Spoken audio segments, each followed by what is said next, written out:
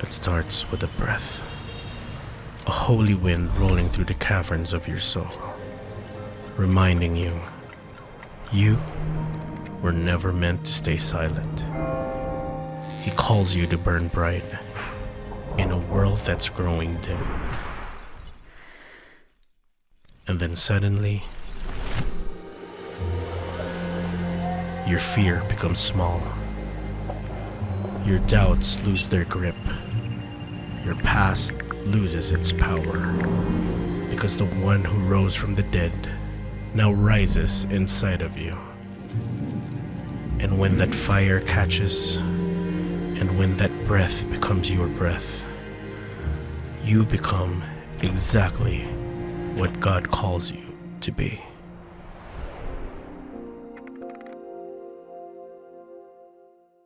Students sa school, right? And itong verse na babasahin ko, ang ganda niya lang na kumbaga sa puso. Kasi ito yung song ni David kay God. And sabi niya dito, Psalm 27 verse 4, One thing have I asked of the Lord, that will I seek after, that I may dwell in the house of the Lord all the days of my life, to gaze upon the beauty of the Lord and to inquire in His temple. Sino po dito kahit na marami tayong mga inasikaso this week, talagang looking forward tayo to gather here together as one family, as one church, to dwell in the house of the Lord, to gaze upon the beauty of the Lord, and to inquire in His temple.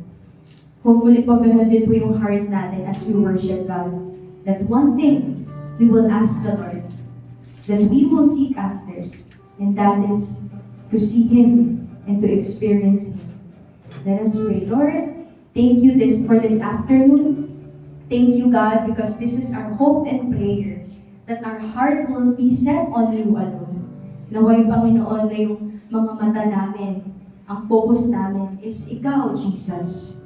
That one thing we will ask of you, and that is to experience your presence, to experience you, O God, this Sunday.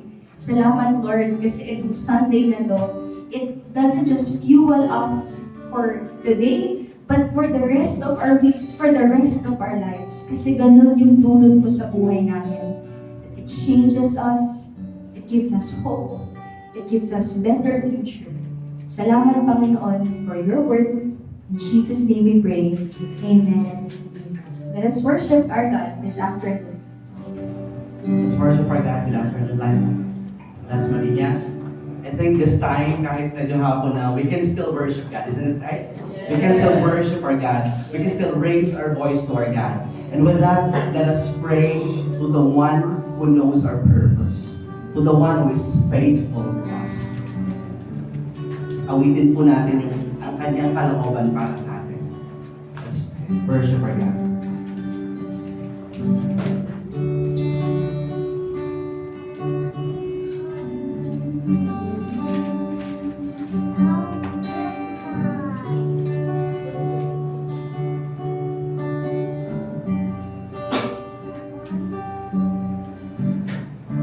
Kilala mo mga bituin, mga likha sa daigdig, sa simula hanggang wakas. Ikaw ang sandigan, hinugis na iyong kamay, larawan mo sa aking buhay, tanda na iyong pagmamahal. Kaya sabihin mo, ipaalala mo, ipaunawa ang iyong puso. Kaya't sabihin mo, ang kalooban mo, ang makilala ka, ang nais ko.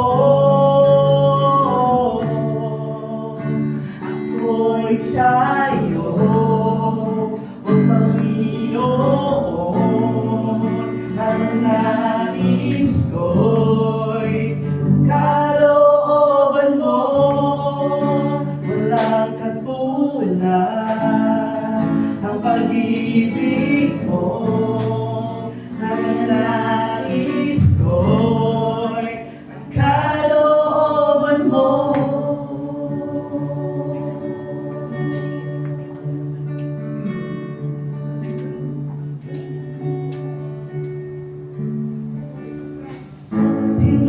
na iyong kamay, larawan mo sa aking buhay. Tanda lang iyong pagmamahal.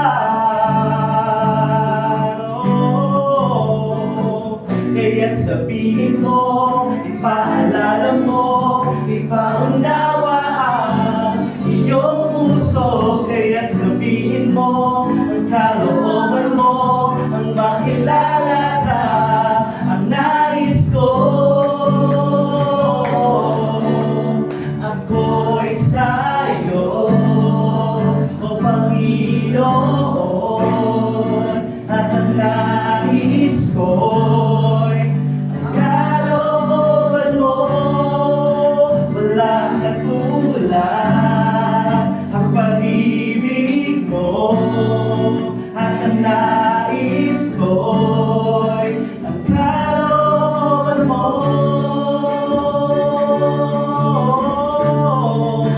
Kalooban mo.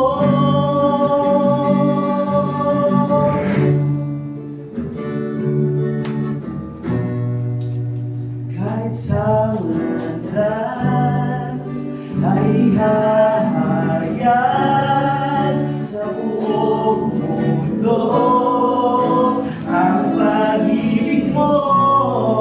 Kahit sa landas ay hahayag sa buong mundo ang pag-ibig mo. Kahit sa landas ay hahayag sa buong mundo ang pag-ibig mo. Ako'y sa'yo, o Panginoon, at ang nais ko'y ang kalooban mo. Walang katulad ang pag-ibig mo, kaya't ang nais ko'y ang kalooban mo.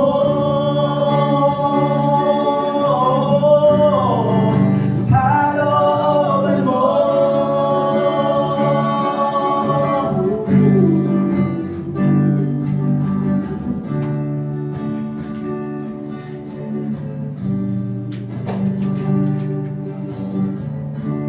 We God worship you in this place, Lord. Even our voice fails, God. Even the music fails. But one thing remains. One thing remains, Lord. And that is your faithfulness, and that is your grace over us. And so, God, whatever the tone, whatever the music is, we will still worship you. Because you deserve that. You deserve a worship. Yes. We will deserve a worship, God. We honor you in this place, the one true God. Yes. We honor you, God, in this place. Yes, God. In Jesus' mighty name we pray, God.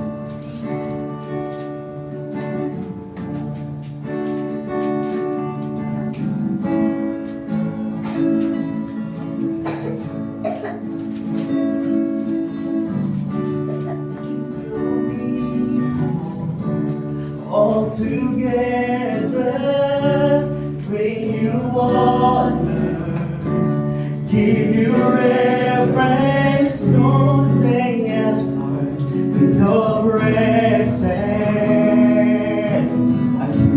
By your Spirit, you have called us, chosen people, sons and daughters, standing as one with your presence.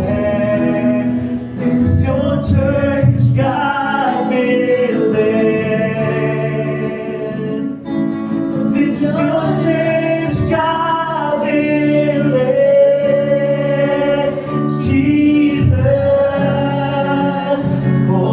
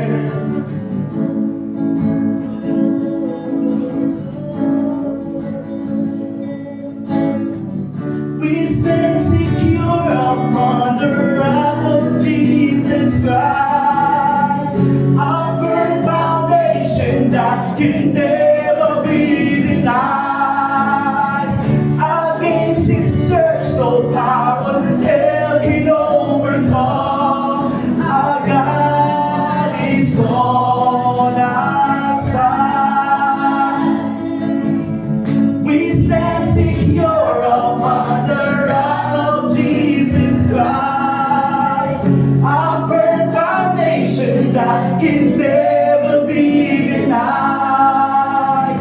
Against its church, no power hell can overcome. Our God is on our side. Yes, He is always on our side.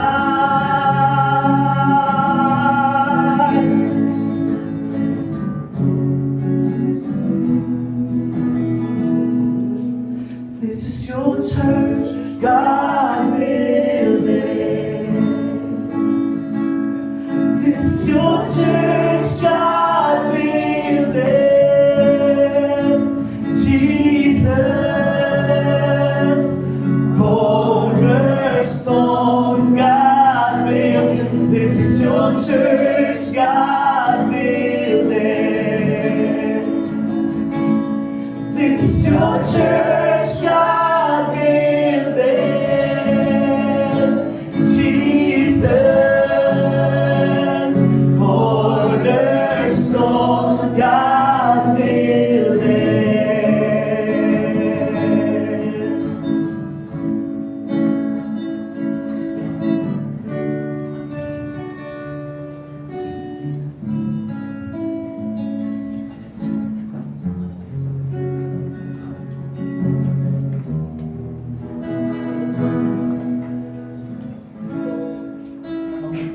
So, hello everyone. Good evening. So, ngayon, gusto ko po i-share tong verse na to. And this is the verse is, isa rin ko sa ano ko to, parang life verse ko. Yan, sinabi dito, the Lord will fight for you, and you have only to be silent. So, ang context nito is yung sa Egypt tsaka yung kay Moises. Yung pinalaya yung mga Israel, mga taga-Israel from Egypt na sinabi sa kanila na parang pinapalaya sila kasi di ba marami ng mga sana before na nangyari sa Egypt. So, that time, so, nag-decide yung paraon ng Egypt na parang palayain sila dahil na maraming curse na nangyari. And then, that time, so, yung during na lalayas na sila, na sinabi sa kanila na bigla palang parang nag-decide ulit pala, parang napag-isip pala ng paraon na sinabi sa kanila na dati, sino mag-work sa Egypt, sino yung mga worker na kukunin nila. So parang wala na kasi parang lahat ng Israel lumaya na eh. So wala na mag-work para sa mga Egyptians. So ngayon, nag-decide kasi yung Egypt na parang kunin sila or ibalik. Then ayun, nagtaka yung mga na bakit hinahabol sila.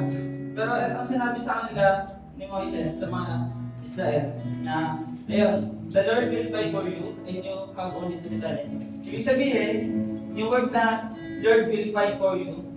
Kasi, ayun na-discourage na yung mga tao that time. So dito, parang nawalan sila ng pag-asa na baka ayun, katapusan na nila kasi di ba nasa end na sila ng sea, parang wala na silang ibang dadaanan eh during that time. So dagat na lang.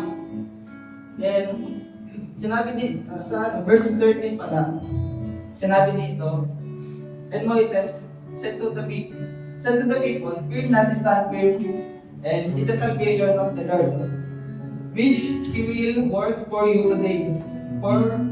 For the Egyptian whom you see today, you shall never see again.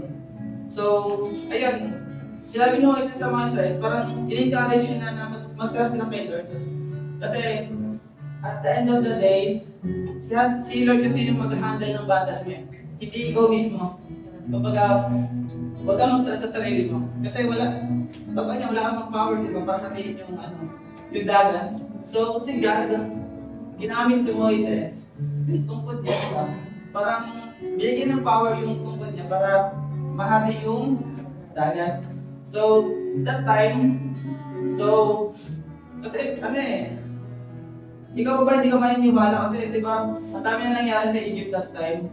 So parang sa lahat nangyari doon, si God kasi may plan nun para makalaya sila. Then, ang purpose nun is to obey God na lagi lang mag-trust sa Kanya. Then, kahit ang sabihin na natin na nasa end ka na ng life mo, kumbaga parang, nasa corner ka na, pero si God, gagawa ka ng way na kahit nasa sulo ka pa, si God yung magbigay ng, ng paraan para masave ka dun sa mismong darkness mode mo. And, kapit lang.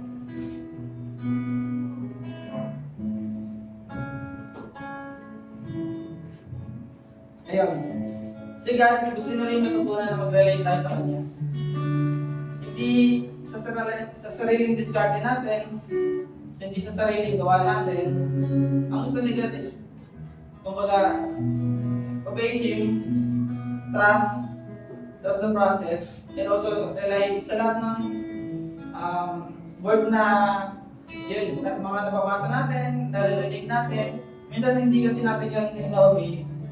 Kumbaga, paano ba rin sa sarili nating direction, minsan sa sarili nating plano.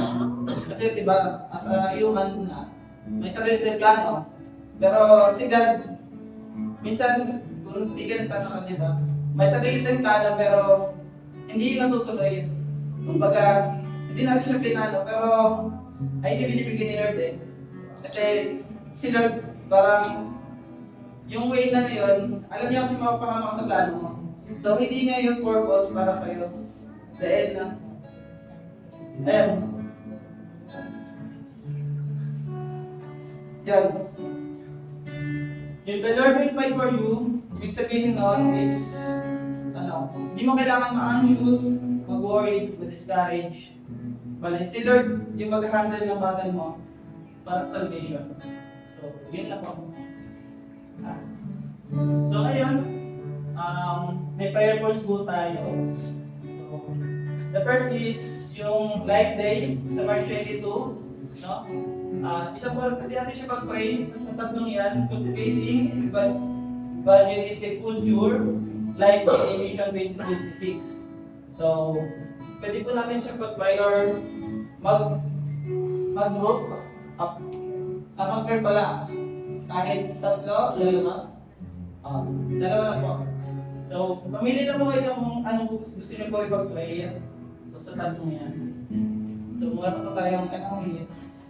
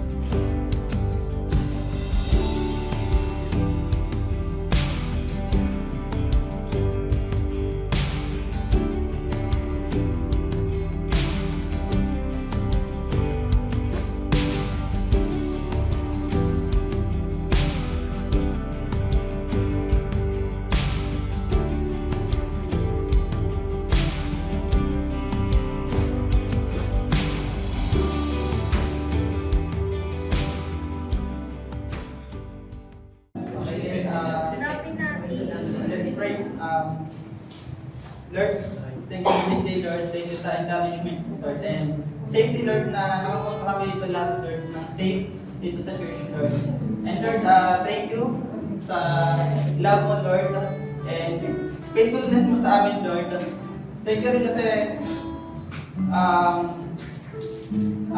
thank you sa small things at big things na nangyari sa amin in the past. Tsaka ngayon, Lord, thank you din sa mga gift ni Lord. At na hindi namin siya nakikita, Lord, pero still alam namin working ka sa buhay namin, Lord. And yun, I pray, Lord, na samahan niyo kami ngayong araw, Lord. Hindi lang ngayon, Lord, and I pray, Lord, sa mga family namin, Lord, na kung nasaan man sila ngayon, Lord, I pray, Lord, na safe sila, bless sila, Lord, and also, yung word niyo, Lord, as dala-dala nila, Lord, kahit saan sila, Lord. Salamat sa life ng Bautista, Lord. Thank you sa mga strength, sa mga dedication na, Lord, para sa word mo, Lord. And I hope, Lord, na next day, Lord, na mas marami kami ngayon, Lord, na pupunta dito, yung mga ibang tao na hindi namin kilala, Lord, ma-encourage dito pumunta, Lord. At mas maraming mga leader, Lord, na pupunta dito, Lord, at matrain, Lord, para ma-share yung mga words niyo, Lord. Ayun po, salamat po in this name. Amen. Natin mo sa kinakabano.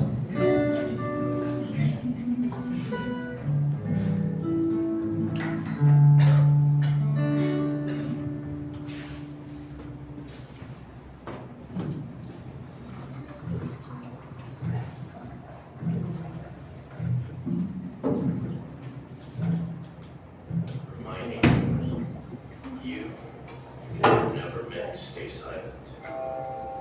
He calls you to burn bright in a world that's growing dim. And then suddenly, your fear becomes small.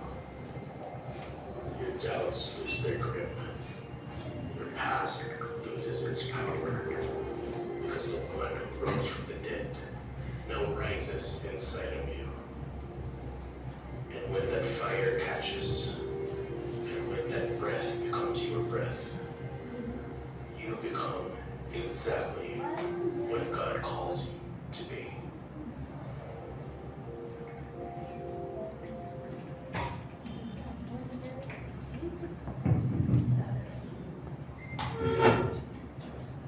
Good afternoon, everyone.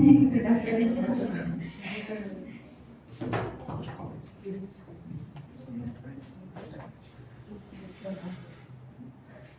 Medyo maliit po kasi ako, so hindi po kayo. Good afternoon, everyone. Ayan. So, welcome sa ating Discipleship Day. Batiin mo naman yung katabi mo, sabihin mo, I'm glad you're here. We are really glad that we are all here sa ating Discipleship Day. And as you can see, we are on our brand new series entitled Unstoppable. Ayan, so it's a 6-week series. Ayan, so by the way, I am Lyra. I am a campus missionary serving here in Life Dasmariñas. Thank you, Pastor Eric. Pastor Anna, we miss you. Thank you for giving me an opportunity to preach here today. So, and as we have our brand new series, and sino dito excited as we know God more today together? Iba din po, no? Kapag we are gathering together, knowing God together, worshiping God together. Sabi nga ni Kuya Evelyn, Lord, kahit wala ko sa tono, or ano yung music, truly, our God never fails and truly deserve yung worship natin. So, this afternoon, yan, we will be reading sa book of Acts. Acts chapter 2, verses 42 to 47. So, if you have your Bibles with you, please open your Bible in Acts chapter 2, yan, verse 42 to 47. Okay lang po ba na tumayo ulit tayo in honor of reading God's Word? Yan. Acts chapter 2, verse 42 to 47. Verse 42 to 47.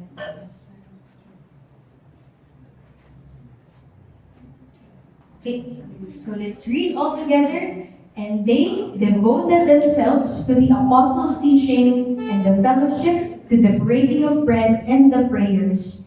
And all came upon every soul, and many wonders and signs were being done through the apostles. Verse 44, and all who believed were together and had all things in common. And they were selling their possessions and belongings and distributing the proceeds to all as any had need.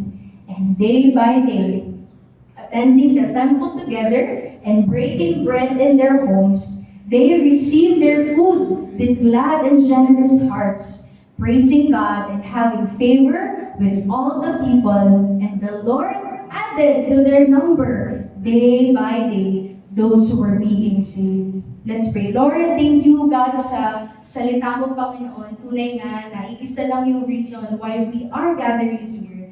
And that is because of you, God. Lord, we want to know more of you. Para kaming mga usa na nauuhaw, God. And we pray that as you fill us up, Lord, with your word, may you fill us up with your spirit as well. We honor you in Jesus' name. Amen. You may now be seated.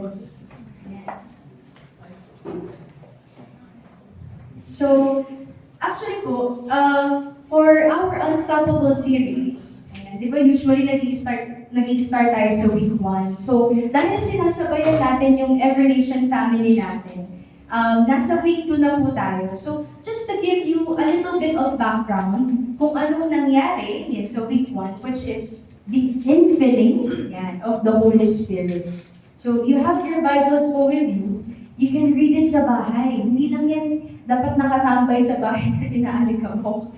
Pero binabasa po natin yan, okay? So, yung Book of Acts, ang Book of Acts ay sinulat ni Dr. Luke. Yan. Isa siya sa mga disciples ni Jesus. So, sequel siya. Ibig sabihin, kasunod siya ng Gospel of Luke. So, yung Book of Acts, yan, sinulat siya para i-record lahat ng mga pangyayari during early church. Okay po? So, the infilling of the Holy Spirit, if you would read yan, sa Acts chapter 1 verse 8, sabi ni Jesus sa mga disciples niya, "But you will receive power when the Holy Spirit has come upon you, and you will be my witnesses in Jerusalem, and in all Judea, and Samaria, and to the end of the earth." So after po na mag-resurrect si Jesus, after Jesus' resurrection, on the 40th day, nag-appear siya sa mga disciples niya. And then he said this, he ordered his disciples to stay. You stay, and then wait for the Holy Spirit that the Father will give you. Sabi niya sa mga disciples niya. Because the Holy Spirit will give you the power for you to be my witnesses. So si Jesus, yan, nag-ascend na siya sa heaven. And then, sinabi niya to sa mga disciples niya, you wait for the gift of the Holy Spirit. So the disciples waited. They waited. So, ang nangyari po sa susunod is that Acts chapter 2 verse 4, so binibigyan na lang natin ng summary. They were all filled with the Holy Spirit and began to speak in other tongues as the Spirit gave them utterance. So, if babalik po tayo sa Genesis, merong curse na nangyari sa Tower of Babel na kung saan dapat po talaga iisa lang yung dialect natin, iisa lang yung language natin. But because of human's pride and arrogance, ang ginawa nila, nagtayo sila ng tower para patunayan sa Diyos na, Lord, mas magaling kami sa iyo. Aha, sabi ni God, mas magaling kayo sa akin ha. Isang iglap ang ginawa niya. Dahil yung mga tao kasi nagkakaintindihan, isang language lang eh. Scattered niya yung mga tao. And then, nag-form yung many languages. So, meron lang nag-dialect na iba, iba yung mga dialect niya, iba Bisaya, diba? So, hindi na sila magkaintindihan. That's why, sa Acts 2 verse 4, ni-reverse. By the power of the Holy Spirit, naging one. Because they were all filled with the Holy Spirit. They were bewildered. Bakit Bisaya siya? Pero naiintindihan ko siya, hindi naman siya, taga Jerusalem, pero bakit ganon? Because the Holy Spirit gave them utterance. It's the power of the Holy Spirit. So, when the people heard it, kasi hindi lang yung mga disciples yung nakarinig dun eh. Dahil that day was the day of Pentecost, wherein nagpupunta yung mga different nations sa Jerusalem. That was 50 days after the Passover nung namatay si Jesus. They were gathering. So, maraming mga nasa ibang nation, mga foreigners, yan. Katulad ni Tita Jean, hindi ba siya foreigner, pero nanggaling siya sa States. So, ganun din. Nagpunta sila doon sa Jerusalem, and they were all filled with the Holy Spirit. They cannot understand, bakit ganun? Ba't sila nagsasalita ng same language namin? Nagkakaintindihan kami. So, na-reverse, no? Yung curse from the Tower of David. Because of the Holy Spirit, naging one, naging united yung mga tao. And Acts 2 verse 37, 38. Now when they heard this, kasi nag-preach si Peter eh. Si Peter, apostle siya sa mga Jews. So kausap niya yung mga Hudyo. Nag-preach si Peter about the life, death, and resurrection of Jesus Christ. And when people heard it, they were cut to the heart. Naranasan niyo na po ba yun? Yung first time yung na-receive si Jesus or narinig yung gospel. Parang, talaga ba ginawa yung para sa akin ni Jesus? Sabi ni Peter, yung Diyos na pinako niyo sa cross, He offered us the gift of forgiveness. He died for you and me so that you may have eternal life. Sinabi yun ni Peter. Nung narinig nila yun, sabi ng mga tao kay Peter, Brothers, what shall we do? Ano kailangan namin gawin? Kasi naano sila eh. Kumbaga yung puso nila talagang nakat eh. Hindi man po literal kasi kapag literal siya, diba? Pero po talagang nakumusap kumbaga si God sa kanila. And Peter said to them, Repent and be baptized, every one of you, in the name of Jesus Christ, for the forgiveness of your sins. And you will receive the gift of the Holy Spirit. Wow! By that time, people received God. And there were about 3,000 souls that were added sa church. So from 120, then, naging 3,000 plus. Because the Lord added to their number. Because of the power of the Holy Spirit. Summary pa lang po yun, hindi ko na. So makikita po natin dito that truly our faith is founded in the life, death, and resurrection of Jesus Christ. Not just only that, we are called to testify our faith, and that is our witnessing. Our witnessing has begun. Our witnessing begun in the power of the Holy Spirit, yung presensya ng banal na Espiritu sa atin. Yun yung nag-i-empower sa atin to go and make disciples and preach the word of God. Clear po ba yun? Okay. Clear? Yeah. Okay. So, yun po yung context ng binasa natin kanina. Kasi parang putol eh, di ba? Parang and they devoted. So, ibig sabihin, and merong nangyari bago yun. Right? So, ganun po tayo magbabasa ng Bible. Hindi lang po natin siya babasahin, pero iintindihin din natin siya.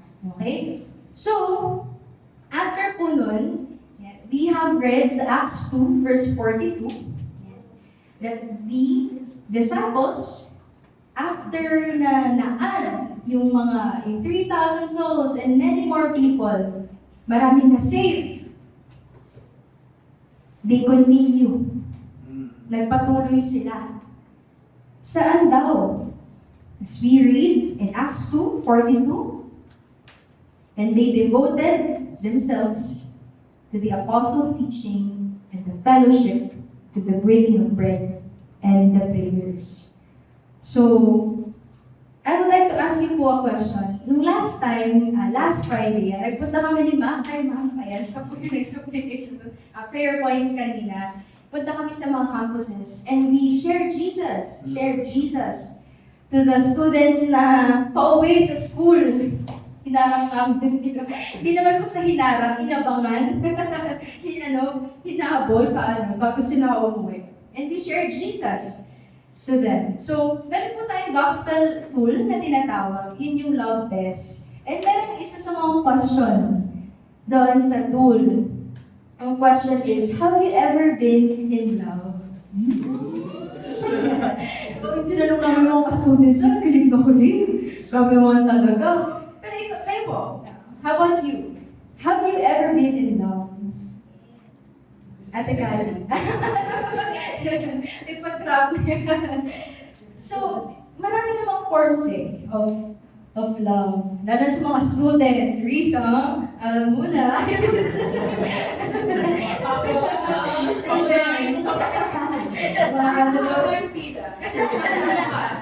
Ayan.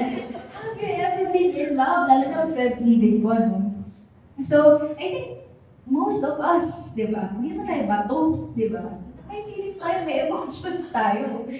So, I think lahat tayo na-experience na natin may love. And loving someone means binibigyan mo siya ng tao. Binibigyan mo siya ng affection, diba? Ng effort, ng attention, wholeheartedly. Lalo na po sa mga may asawa na. Sino po dito may asawa na? Ayan. Ay, mag-actually. Diba? Eh, mga asawa. Kung wala kang asawa, ikakasal pa lang. Di ba po sa mga may asawa na? Ayan. Aside syempre kay God, na above naman talaga ng priority ng buhay natin. Yung buhay mo, kumbaga dedicated na sa spouse mo. Hindi po ba? Sa Lenny, sa Diyos. Kasi ano na one na kayo di ba? Ako yung herb strategy. So, when you say loving someone, talagang yung buong puso, dinededicate mo kumbaga yung if kaya mo mamatay for that person. Kasi ganun mo siya kamahal. Ganun mo siya kalab. Diba? So, hindi naman pwedeng kapag sinabi ko, love kita this week ha, tayo magkasama. Tapos next week, iba naman ha. Kaya ba kapag sinabi mo yung parang baka wala ka ng tulugan sa susunod na araw. Kasi when you love someone, ibig sabihin, you are faithful to one. You are, kumbaga, isa lang.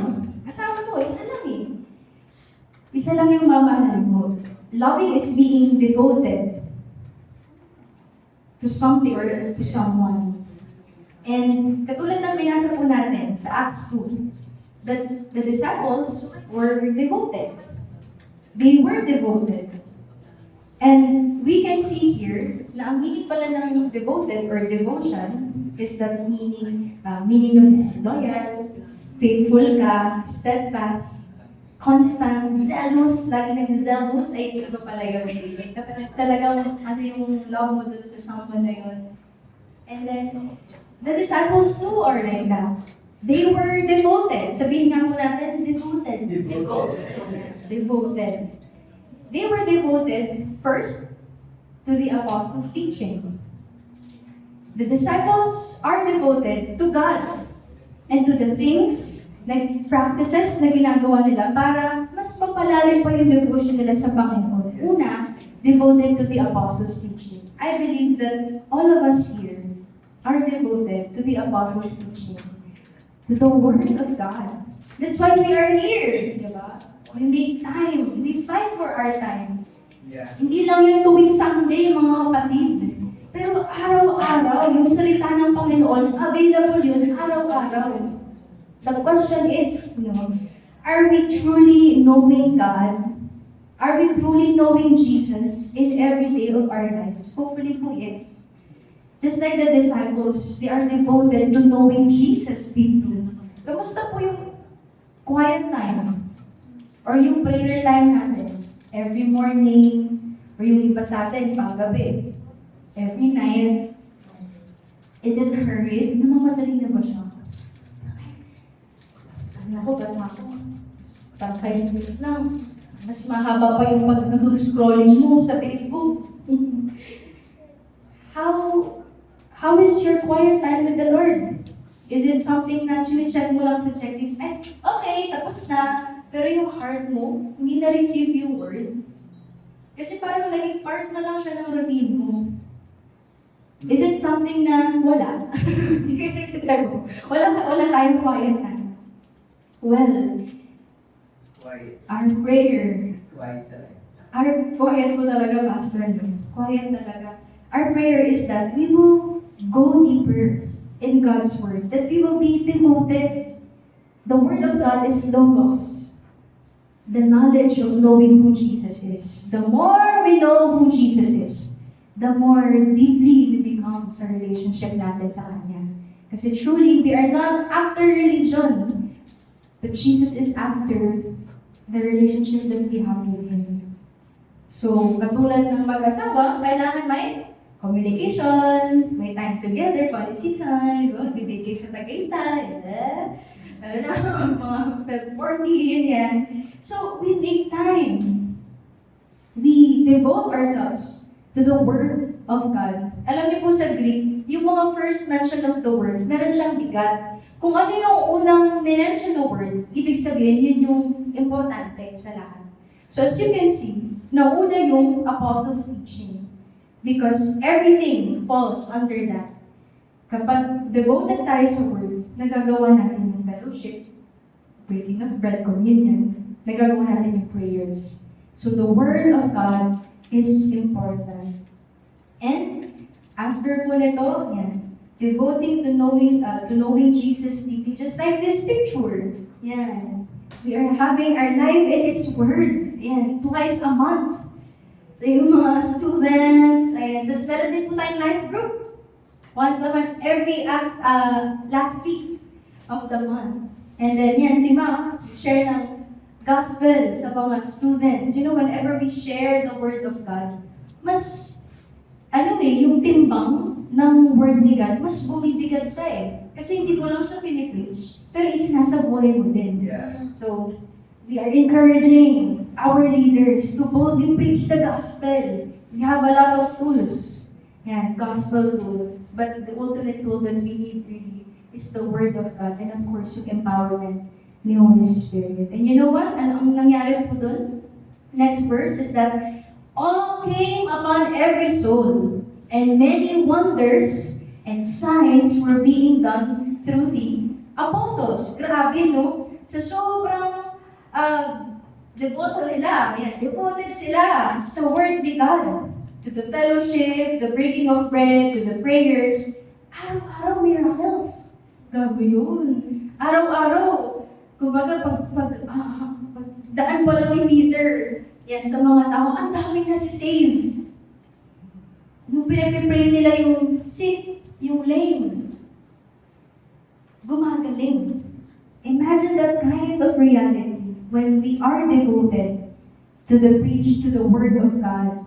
Ang daming miracles na nangyayari being done through the apostles. And next verse, all who believe were together. Katulad po nito, we are together. Okay nga po yun, na nag-gather tayo dito together. Sabi sa word, better is one day in your courts than 1,000 elsewhere. Pwede naman, nagpunta na lang kayo sa SM. Hindi ka nagpa-puts pa, nagpa-massage. Pero we chose to be here because we are better together. And they were selling their possessions and belongings and distributing the proceeds to all as any had need. Second, they were devoted to the fellowship. Shared lives. Yeah. That's why we are here together. In Greek, koinonia. To share in the life, death, and resurrection of Jesus. Wala naman po tayo ibang pundasyon kundi si Jesus lang eh. We are devoted to sharing lives together and loving others genuinely. Genuine ba yung pagmamahal natin sa kapwa natin? Genuine ba? Because relationships na ang center si Jesus Christ, It will be true relationships, genuine relationships.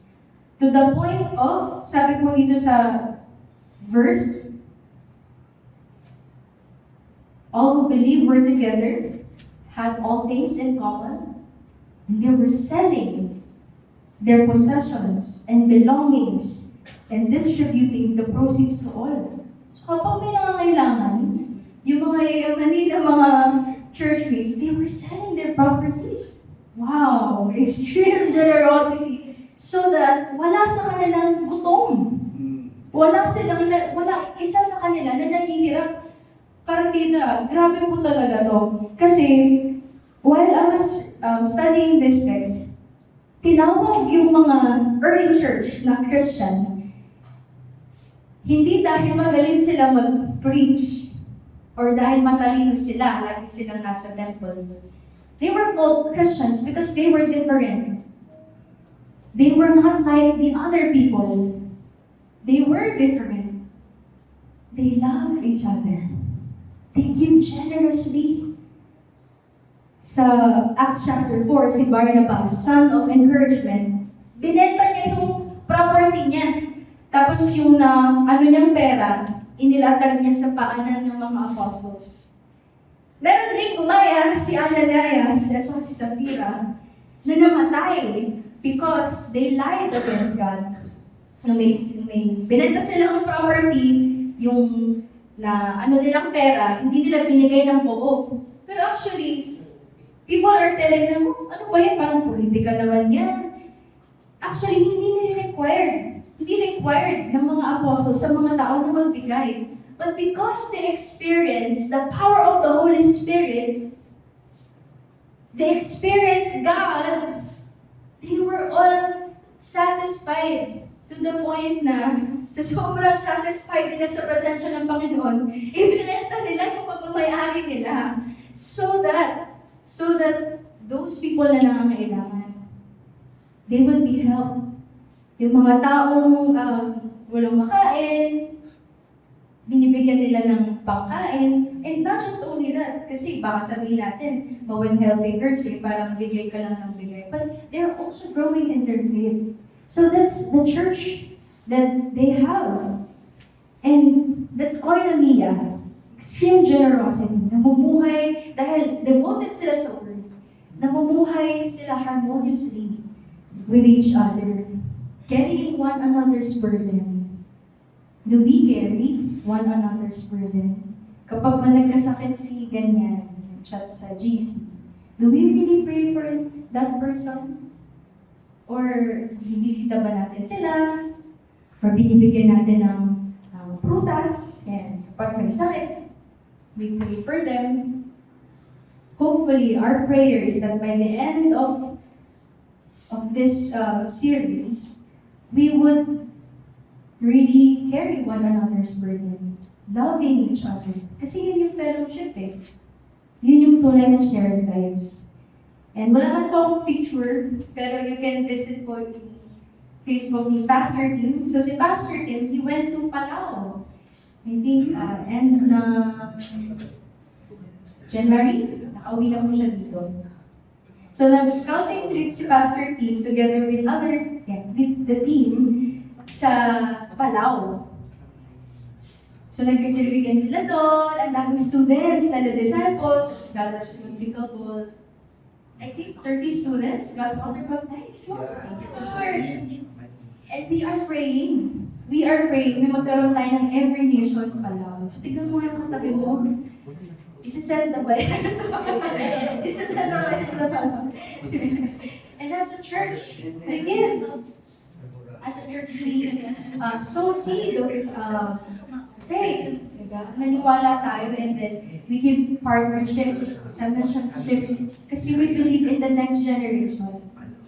We believe in the next generation na talagang ang next generation ay para kay Jesus. And we are praying yan. Let's pray together na magkaroon ng every nation Palau. Amen. So, they were selling their possessions and belongings and distributing the proceeds to all as any had need. Devoted to sharing lives together and loving others genuinely in the love of Christ. Next verse, and day by day, attending the temple together and breaking bread in their homes. Hindi lang sila breaking of bread sa bahay, sa temple, but even in their homes. Hopefully po, yung mga life groups natin, mangyari din siya sa mga bahay-bahay, sa mga community, mga visitor, sa mga campuses, sa loob ng campus. That's what we're praying for eh. Na mangyari yung community, communion, wherever we are, hindi lang dito sa center. And they receive their food with glad and generous hearts. So they were devoted to the breaking of bread, communion. So next Discipleship Day, we will have our communion. So we do that every last week of the month. So the disciples, they devoted to living sacrificially, remembering the sacrifice of Christ. You know, whenever we do the communion, share ko lang po, si Ryder, hindi siya nag-communion kapag hindi niya feel. Tapos i-review ko siya. Sabi ko, bakit? Nakabase ba sa feelings mo yung ano? Pero meron palang bigat yun sa kanya. Kasi yung breaking of bread, ginawa yun ni Jesus ng Lord's Supper. Sabi niya, ito yung bread as a symbolism that my body is broken for you. This is the wine or cup that my blood was shed for you. So, ganun pala siya kabigat, no? Every time we do communion. Kaya pala ganun si Ryden. Now, sana magkaroon din tayo ng ganung heart na whenever we do that, talagang we remember kung ano yung ginawa ni Jesus. Yung sacrifice na ginawa ni Jesus for us. And that will enable us to live sacrificially as well. Remembering the sacrifice of Christ. Ito lang po mga nakaraan. Mayroon kaming conversation ni God habang naglilinis ako ng CR. Kasi mag-isa po ako sa bahay. Wala pa akong asawa eh. So, kwento-kwento lang kay Lord, ganyan. Tapos, ang hirap eh. Kasi wedding planning, ganyan. Ang daming mga kailangan ayusin. Sabi ko, Lord, ang hirap naman mag-obey sa'yo. Real talk lang. Sabi ko, Lord, ang hirap naman mag-obey sa'yo habang nagpukuskus na ano. And sometimes we felt that. Lord, ang hirap naman mag-obey sa'yo. Kailangan ba talaga na magkaroon ng integrity sa work? Kailangan ba hindi mamupit? Kailangan mo magsabi ng totoo? Kailangan ba pumasok on time? Kailangan ko ba talaga itong gawin? And sometimes, nagrarant tayo kay Lord. Bakit ka to, Lord? Ganyan. But when we remember the sacrifice of Jesus, parang tenta ko eh. Kasi pinaramayan sa akin ni Lord yung sacrifice niya sa cross. And I was like, Lord, sorry. Sorry kasi ito yung heart ko every time na nakaka-experience ako ng mga bagay na, hirap. Hirap mag-obey kay Lord eh. Pero yung reward natin, si Christ. And ang naging prayer ko, Lord, bigyan mo ko ng faith. Magkaroon ako ng faith na maging assured ako that I will never choose other path than this. Knowing that you are all I need, God. And if the only thing that I have is you, I have everything I need. You are more than enough. Kasi iba din po yung pamumuhay ng isang misyonaryo. Alam niya ni Pastor Ana, Pastor Ed, it's hard. Pero worth it siya. Yeah. Kasi the greatest reward that we have is Jesus Himself. So they were devoted to living sacrificially, remembering the sacrifice of Christ. Next verse, praising God. They were praising God and having favor with all the people. And the Lord added to their number day by day those who were being saved.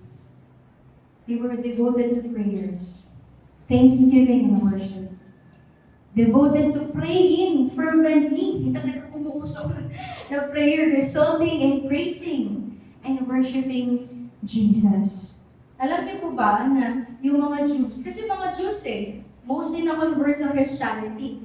Kasi later pa darating si Paul, which is siya yung apostles to the Gentiles, yung mga hindi Hudyo, Gentiles, yes. So, meron silang routine. Nagpe-pray po talaga sila. So, nag-aasa sila ng Shema, declaration of faith, yan, Amida, standing while praying. Morning, afternoon, evening, nagpe-pray sila. Day by day sa temple. Grabe. And they were offering prayers din sa mga tao sa temple. That's why they gained favor, not just only to God, but from the people. Naalala niyo po yung Tefillin, yan sa live group na pag-usapan natin yung mga Jews. Naglalagay sila ng parang siyang outfit eh. Na may box sila dito sa front that's between their eyes. And then merong box dito, tas nakarap sa... Sorry, hindi ako nakapag-prepare ng picture. But just imagine with me, may box na maliit dito, tas nakarap sa kamay nila. So that whenever they pray, close sa heart yung box na yun. And sa loob ng box, ang nakalagay doon, love the Lord your God with all your heart, soul, mind, and strength. So literal. Na talagang inaalala nila, sinasabuhay nila yung word. And they were praying fervently. And day by day, si Lord, nag-add siya ng mga tao doon sa church. Di ba? Partida, di pa sila talagang inaano na mag-preach ng gospel, but they were loving each other genuinely. Devoted. They were devoting themselves to the apostles' teaching, to the fellowship, to the breaking of bread, communion, and to the prayers. So, makikita po natin dito na talagang si Lord, that is His work. Yung pag-increase ng mga tao sa church. The only thing na gagawin natin is these things, devoting ourselves to the Word of God, to the Apostles' teaching. Know godly, yan, meron po pala akong points dyan. Love genuinely, live sacrificially, and pray fervently. Halaga yung prayer. Kung pwede po magkaroon tayo ng prayer team dito sa church, no? And prayer team. So, before we end, mukha pong huli na, pero I would like to introduce you my family. So, ito po yung family ko. Yan po si Mami, si Papa, si Ate Pat, at saka si Kuya Pat. Yan, para silang pati sa Pat. So, and in the near future, the Lord will add new family members. As Rachel and I will get married next year. So it will be a small wedding. Sabi ng fiancé ko, small wedding. Sabi ko, kasi madami yung daming friends na hindi makakapunta in person dahil nga limited siya. Pero may mangyari pa rin na wedding. By the grace of God. Ma-honor namin si Lord. Una po kami ikakasal sa pamilya. Kaya talagang, yes, with the grace of God, makapag-set tayo ng example na hindi mo kailangan magharap mo ng kasal. Basta na-honor mo si Lord. So please, pray for us. And then, as we are preparing for our wedding, whenever I think of wedding, I think of the church. As I call on music team and as we wrap up today, whenever I think of a wedding, I always think of the church. Because when Christ returns, we will be His bride. And He will be our groom. Christ will present us holy and blameless. Walang spot. Walang wrinkle. Hindi ko na kailangan mag-rejuve. Kasi rejuvenate na tayo ni Jesus. And as we were reading po kanina, di ba parang when we think of it, wow, Lord, ang galing ng early church. And when we look sa reality natin na meron tayo, pero Lord, apply na namin doon Parang Lord, possible kaya yun mangyari sa amin? Possible kaya yun, Lord, na yung extreme generosity, yung miracles every day? The answer is yes. It is possible. Truly, the church is the fulfillment of God's promises from the beginning of time. Alam niyo po ba na yung church, when God called Abram and said, by your family, the nations will be blessed. And yung church, yun yung fulfillment nun. That every nation will be blessed because of the church that we have. Sino po dito grateful na underline ng every nation? Malaking family po tayo, no? And even us, we are praying na ma-launch na tayo. This April 5, we are praying, believing, okay, God, na ma-launch na tayo as a church. And as I will read this revelation, this verse, Revelation 21, verse 1 to 5, this is the picture of Jesus. This is the picture of us as His bride. Diba sabi po natin kanina, na yung nag-outpour, yung na-receive ng mga tao si Holy Spirit, reverse yung curse. Kumbaga, inando ni Holy Spirit yung effects ng sins sa atin. Yung sickness, yung dysfunctional relationships, yung pride, yung selfishness. Kumbaga, inaalis na yun sa church eh. Through the power of the Holy Spirit.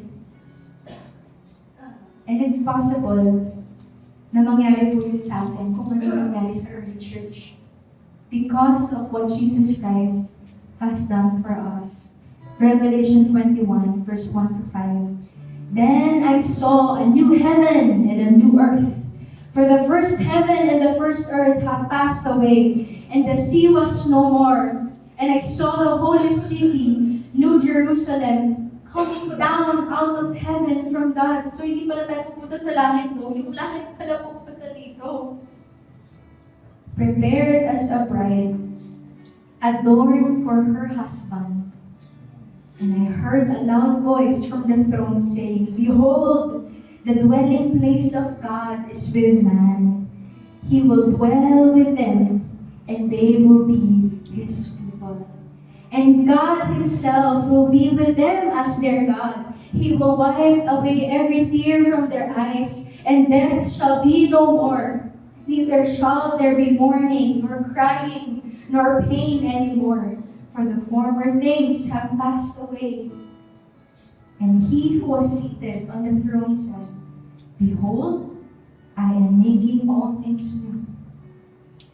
Also He said, Write this down, for these words are trustworthy and true.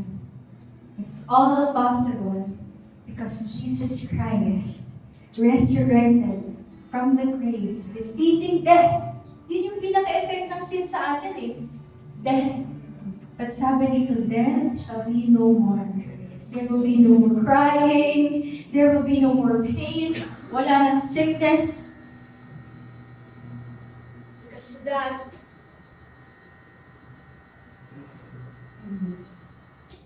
is the power of the Holy Spirit sa atin. The presence and power of the Holy Spirit to us. So why don't we stand today as we pray to God?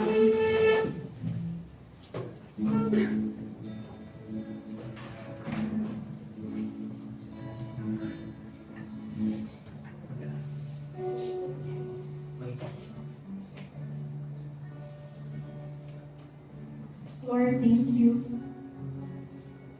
Thank you because you are faithful and you are good. Not just only to us individually, pero sa church mo, Panginoon.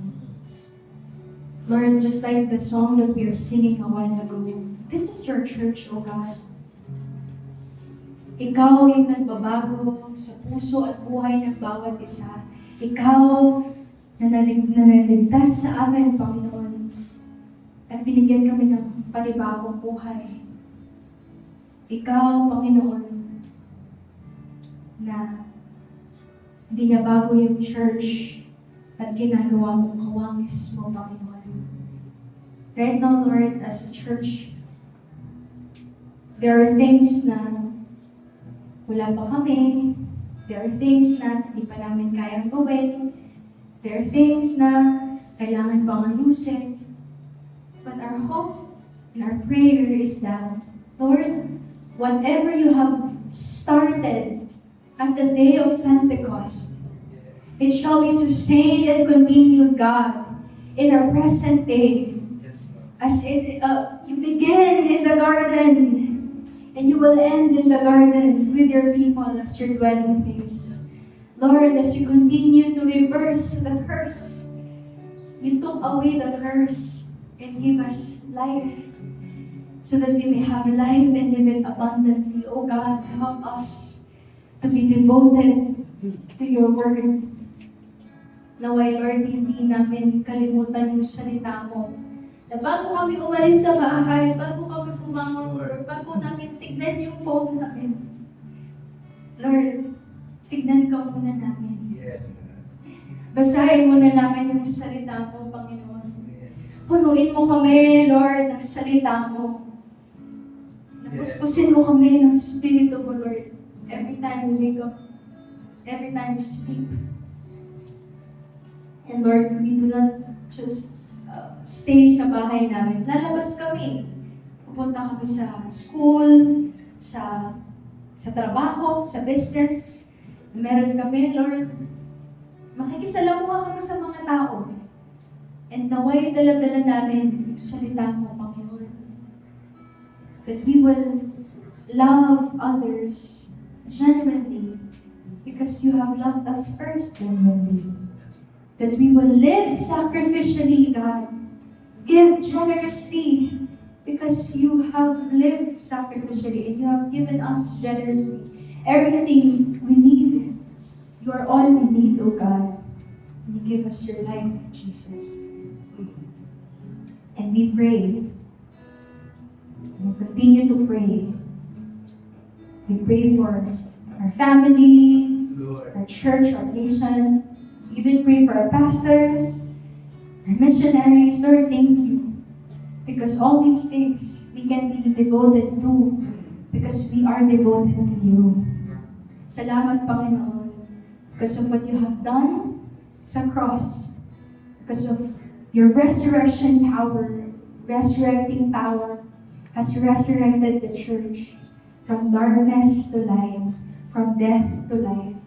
Now, God, empower us to continue to know you, Jesus deeply, to love others, genuinely share lives, God, to live sacrificially, and to pray fervently. Salamat, Panginoon. Thank you for your word. May your word rest in our hearts this afternoon. In Jesus' name, amen. Amen. Ito dito first time po na maka-attend. If you are, if first time po dito and it's unang beses mo makarinig kung magandang word, I would like to invite you as well to receive Jesus. Then, can we lay our hands for those people na mga kapatid natin na unang beses makarating sa church? And we pray for them. Let's pray for them. God, thank you, Lord, because it's not an accident. Na nandito mga kapatid namin na unang beses pa lang maka-attend dito sa church. Thank you, God, because it's by the power of the Holy Spirit, that's why we are saved. And with the confession and the sincerity of our hearts, we are saved. The assurance of our faith, God, ay nasa sa'yo. Right now, Lord, we pray for our family members. Nandito ngayon, we pray that they will receive you as their personal Lord and Savior. They will acknowledge you, O God, as their Lord and Savior. Hindi ka lang nila kilala by mind. Pero kilala ka nila with all of their heart and soul and mind and strength. If you want to receive Jesus as your personal Lord and Savior, pwede niyo po ba akong sabayan sa panalangin? And say, Lord, naniniwala ako sa finished work mo sa cross. Because of your life, death, and the resurrection, I have the gift of eternal life. Jesus, I acknowledge you as my personal Lord and Savior. I receive your forgiveness for my sins. Simula pagkabata hanggang sa pagtanda, nire-receive ko, Panginoon, yung kapatawaran na ibinigay mo sa akin. Salamat, Panginoon, sa pag-ibig mo na tunay at tapat.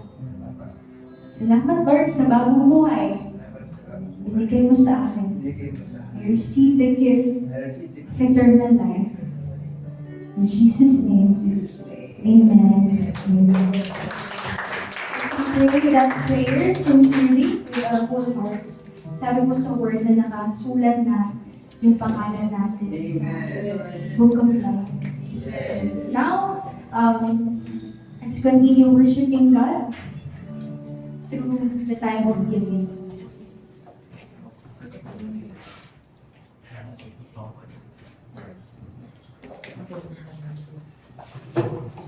Hindi ko makaka-ulit.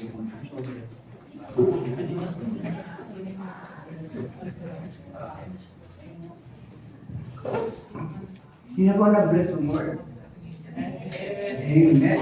Amen. Thank you, Yara, sa encouraging word na share mo sa amin. And in our time of giving, ay gusto kong i-encourage you sa verse nito. Ephesians chapter 3, verse 20. Sabi dito, now to Him who is able to do far more abundantly than all that we ask or think, according to the power at work within us. This is a version, sabi New, ESV, ano? Okay, so New King James Version, sabi dito ay ganito. Now to Him who is able to do exceedingly abundantly above all that we ask or think, according to the power that work in us. So, yung author ng Ephesians ay dinidescribe niya kung sino si God. No? Dinidescribe niya na God is able. Yan. God is able to do exceedingly abundantly above all that we ask or think. So, pwede natin itong connect doon sa giving. Minsan kasi tayo, medyo nagdadalawang isip tayo, magbibigay ba ako o hindi sa gawain ng Panginoon? Kasi, lalo na, di ba, pagka inisip natin, baka kapusin sa budget, baka, kasi, matagal pang sweldo, yan, baka kulangin, no? Minsan yun yung mga bagay na, sa atin iniisip natin. Pero, sinasabi nga sa atin na kanya salita, God is able. Ang Diyos daw ay merong kakayanan, no? Kakayanan na i-supply, no? God is more than able to supply everything you and I will ever need here on earth. So meron siyang, kumbaga, hindi tayo dapat matakot. Kasi God is a rich God. Amen? Naniwala pa kayo doon? Mayroon naman ng Diyos. At naniwala tayo, hindi na tayo pagkukulangin. Isipin nyo, no? Mahal na lang natin ang Panginoon, kung puso, kung kaluluwa, kung pag-isip, kung lakas. Tapos,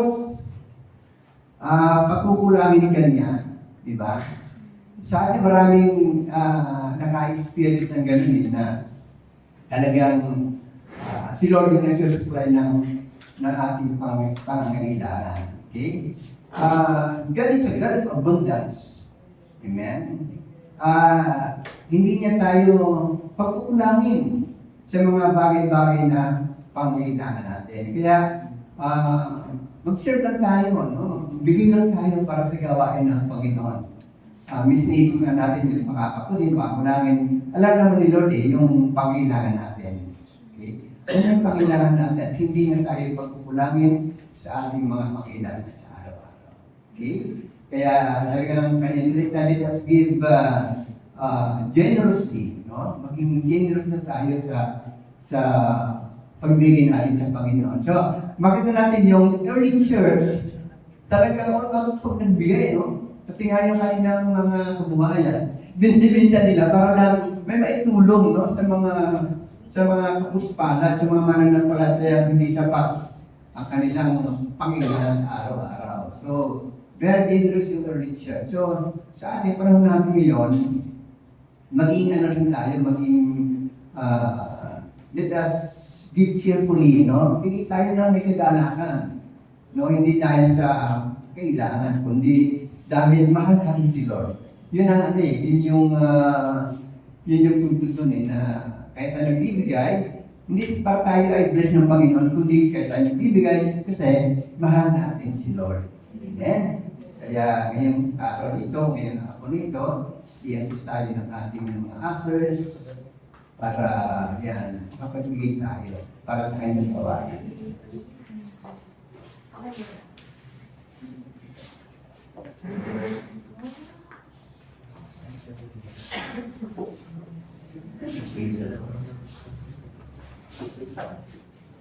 Okay, tayo and then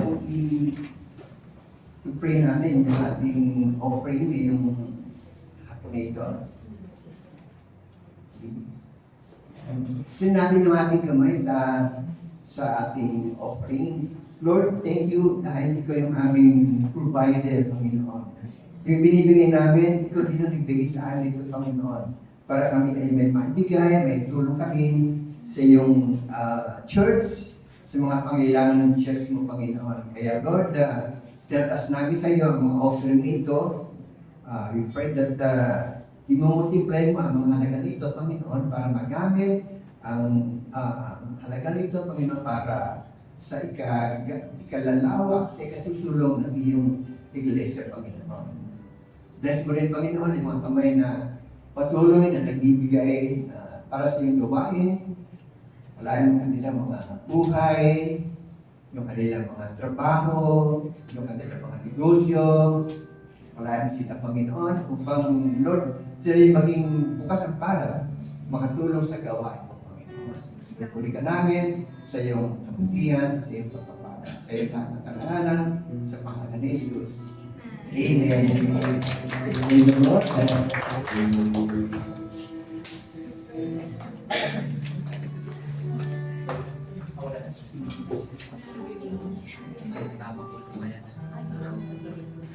Thank you po, everyone. And just few announcements lang po. Sa March 22, live day po natin. So, if meron po tayong mini-disciple with a one-to-one na hindi pa na nakapag-join sa live day, we encourage you na mag-sign up na po. Yan, sa likod. And yes, see you po next Discipleship Day, February 22. God bless po. Learn how to